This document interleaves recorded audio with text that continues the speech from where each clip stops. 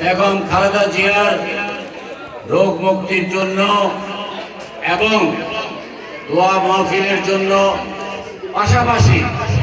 নির্বাচনী প্রচারণার জন্য আজকে এই সুন্দর সমাবেশের সম্মানিত সভাপতি উপস্থিত রামগঞ্জ উপজেলা বিএনপির সংগ্রামী সভাপতি আমাদের বিএনপির দুর্দিনের কাণ্ডারি জনাব মোজাম্মেল হক মজু ভাই, রামগঞ্জ পৌর বিএনপির সংগ্রামী সভাপতি নির্বাচিত সভাপতি জনাব শেখ মোহাম্মদ কামরুজ্জামান, উপস্থিত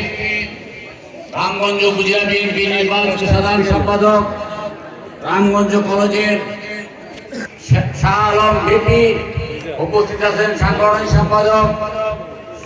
নজরুল কাজী নজরুল ইসলাম পিন্টু, উপস্থিত আছেন সাংগঠনিক সম্পাদক আবুল বাসার সদস্য অত্র ইউনিয়নের অনেক নেতৃবৃন্দ। যেহেতু আমরা আমার বক্তব্যের পরে একটা দোয়া মাহফিলের অনুষ্ঠান হবে এবং সন্ধ্যার আগেই আমরা এই মিটিং শেষ করব, সেই জন্য আমার অনেক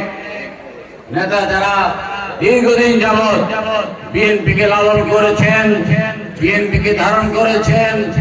অত্যাচার নির্যাতন সহ্য করেছেন,